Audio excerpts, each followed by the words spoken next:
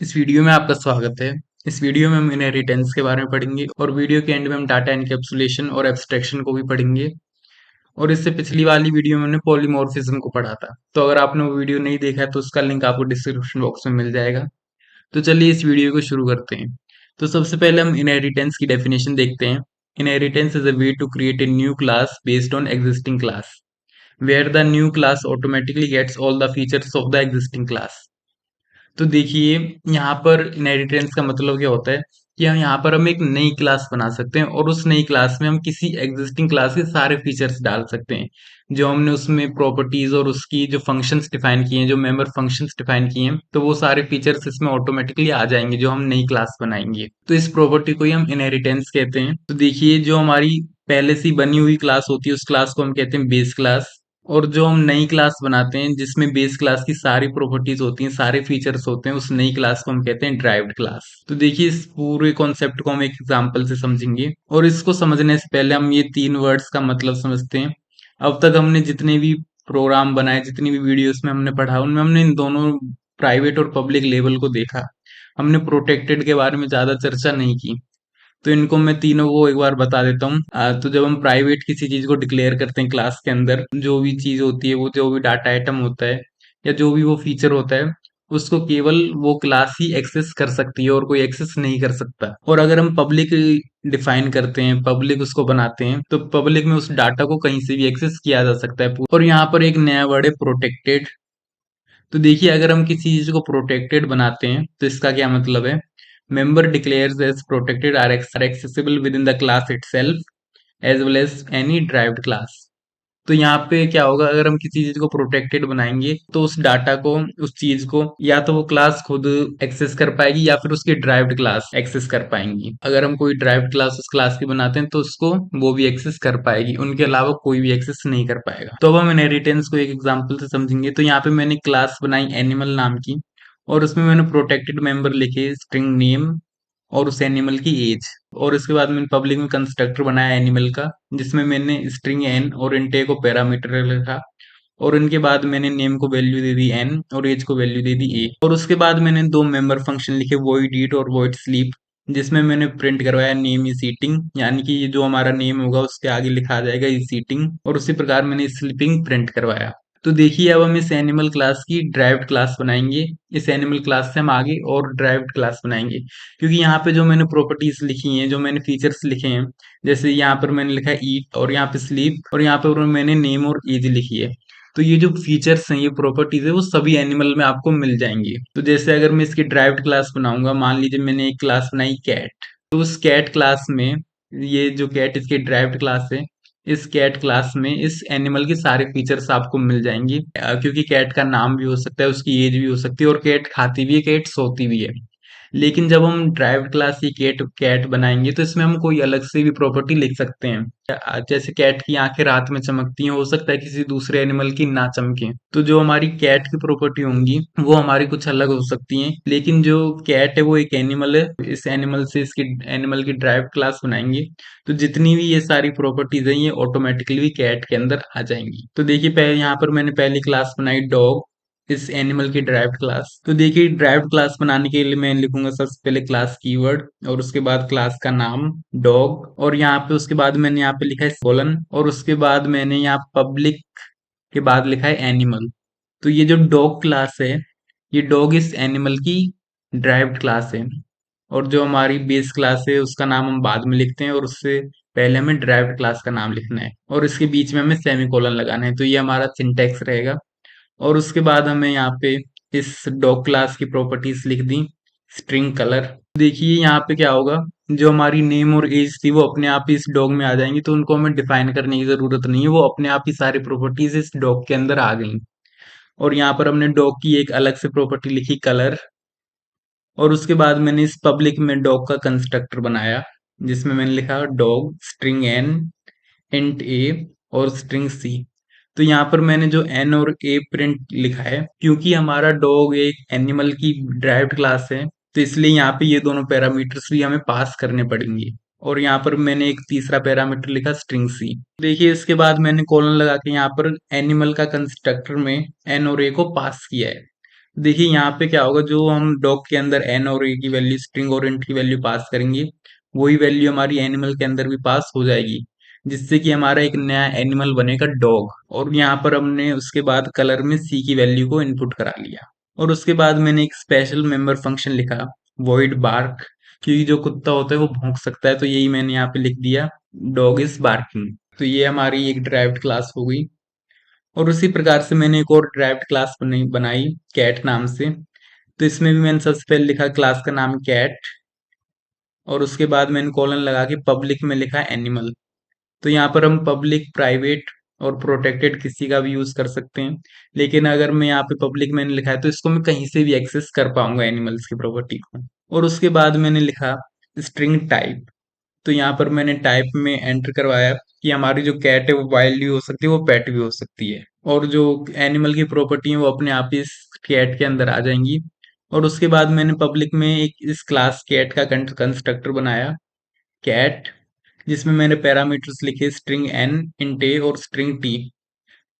और उसके बाद मैंने फिर दोबारा कॉलन लगा के लिखा एनिमल एन और ए। तो यहाँ पे हमारा एक और एनिमल बन जाएगा, और उसमें पास हो जाएगा एन और ए, और वो एनिमल होगा कैट। और उसके बाद यहाँ पर हमने नेम और एज को इनपुट करा दिया, और हमारे एक यहाँ पे रह जाएगा टाइप टी, जिसको हमने यहाँ पे वैल्यू दे दी। और उसके बाद मैंने इसका मेंबर फंक्शन लिखा वॉइड स्क्रैच, क्योंकि जो हमारी बिल्ली है वो स्क्रैच कर सकती है, तो इसलिए मैंने यहाँ पे ये वाला फंक्शन लिख दिया।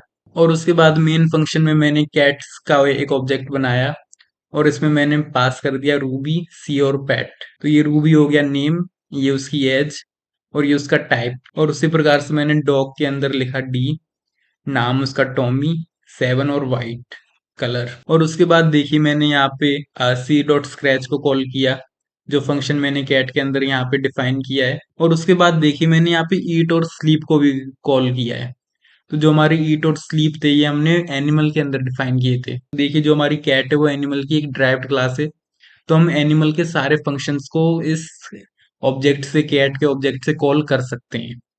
उसी प्रकार से मैंने डी के अंदर भी, डॉग के अंदर भी ईट और स्लीप को कॉल किया, और यहाँ पर मैंने डी के स्पेशल मेंबर फंक्शन को भी कॉल किया, बार्क को। तो अब हम इसको रन करके देख लेते हैं। देखिए वो पूरा प्रोग्राम मैंने यहाँ पे लिख लिया है, तो मैं एक बार इसको दोबारा से रिवाइज करा देता हूँ। तो देखिए सबसे पहले हमने क्लास बनाई एनिमल नाम की, और इसमें मैंने प्रोटेक्टेड में डिफाइन किया दो डाटा मेंबर्स को, जिसमें मैंने सबसे पहले लिखा स्ट्रिंग नेम और इंट एज। और उसके बाद मैंने पब्लिक में डिफाइन किया इसका कंस्ट्रक्टर एनिमल, जिसमें मैंने नेम और एज को वैल्यू दे दी।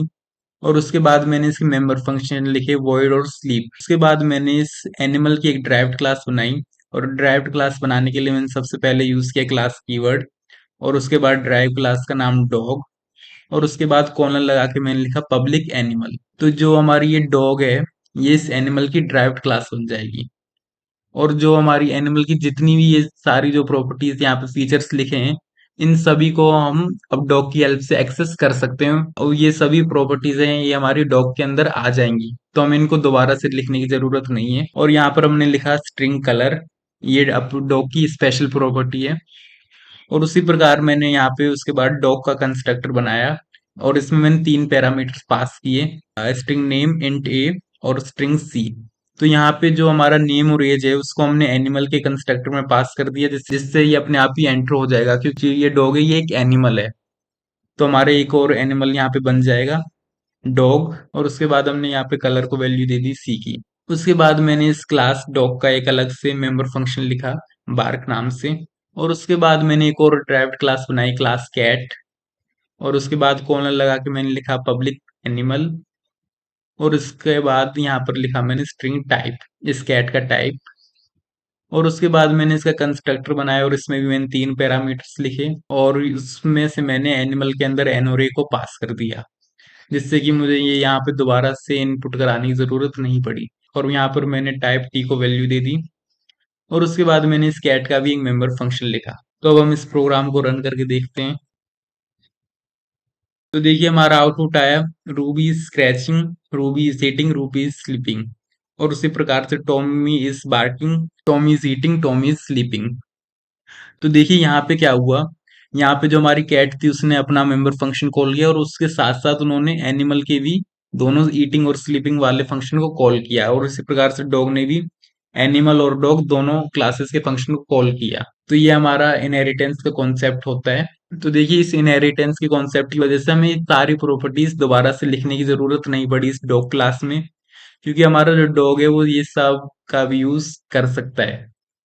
तो अब हम डाटा एनकैप्सुलेशन को समझ लेते हैं। तो देखिए अब यहाँ पर मैंने कुछ नहीं लिखा, तो ये हमारा ऑटोमेटिकली ये सब प्राइवेट हो गया। तो देखिए यहाँ पे क्या होगा, अगर हम इसको प्राइवेट कर देंगे तो हम इसको कहीं किसी और क्लास से या किसी मेन फंक्शन से एक्सेस नहीं कर पाएंगे। इसको हम केवल इसके मेंबर फंक्शंस की हेल्प से एक्सेस कर सकते हैं, जिसको हमने इस क्लास के अंदर डिफाइन किया है। और अगर आपको याद होगा कि हमने पहले पढ़ा था कि जितने भी हमारे मेंबर फंक्शन होते हैं उनको हम किसी ऑब्जेक्ट से ही कॉल कर सकते हैं, उनको हम किसी और चीज से कॉल नहीं कर सकते, और उस ऑब्जेक्ट के अंदर ये डाटा मेंबर्स ही होते हैं। तो देखिए यहाँ पे आपको एक चीज समझ आ रही होगी कि ये जो हमारे डाटा मेंबर है इनको हम मेंबर फंक्शन की हेल्प से एक्सेस कर सकते हैं, और जो हमारे मेंबर फंक्शन है उनको हम ऑब्जेक्ट की हेल्प से कॉल कर सकते हैं, उनको ऑब्जेक्ट के बिना कॉल नहीं कर सकते। तो ये दोनों ही एक दूसरे पे डिपेंडेंट हैं, और ये दोनों जो हैं वो एक यूनिट क्लास के अंदर बंद हैं। तो आपने किसी कैप्सूल को देखा हो तो कैप्सूल के भी आपने उसके दो पार्ट होते हैं, वो आपको दो कलर के कैप्सूल दिखते होंगे।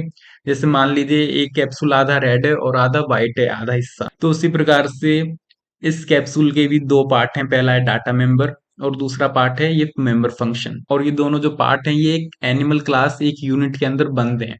तो इसलिए इसको एनकैप्सुलेशन कह दिया जाता है, जिसमें डाटा को हर कोई एक्सेस नहीं कर सकता। तो इसी को हम डाटा एनकैप्सुलेशन कहते हैं। और हमारा दूसरा एक टर्म होता है एब्स्ट्रैक्शन। तो देखिए एब्स्ट्रैक्शन का मतलब होता है कि हम लिमिटेड डाटा ही शो करें, हम अपने प्रोग्राम में लिमिटेड डाटा ही शो करें जो जरूरी है। तो जैसे आपने कई सारी हेडर फाइल की हेल्प से कई बार कई सारे फंक्शंस को यूज किया होगा, तो आपको उन केवल आप उन फंक्शन को यूज करते हैं, आपको ये नहीं जानना कि ये काम कैसे कर रहा है। तो इसी को हम एब्स्ट्रैक्शन कह देते हैं, कि वहां पर हमें केवल अपना काम करवाना होता है, हमें नहीं मतलब कि हमारा ये काम कैसे हो रहा है। जैसे आपकी गाड़ी में ब्रेक लगाते हैं तो आपको बस ये ब्रेक लगाने से मतलब है कि ये गाड़ी रुक जानी चाहिए, आपको उसके अंदर के मैकेनिज्म से मतलब नहीं है कि ये कैसे हो रहा है। तो उसी को हम एब्स्ट्रैक्शन कह देते हैं।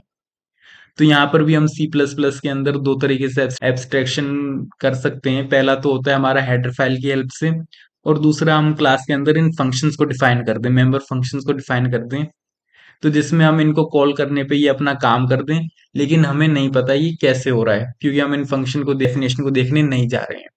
तो इसी को ही हम एब्स्ट्रैक्शन कहते हैं। तो आज हमने तीन टर्म्स पढ़े, इनहेरिटेंस, डाटा एब्स्ट्रैक्शन और डाटा एनकैप्सुलेशन। अगर इन तीनों में आपको कोई भी डाउट हो तो आप कमेंट सेक्शन में पूछ सकते हैं, मैं उसको सॉल्व करने का पूरा प्रयास करूंगा। Thank you.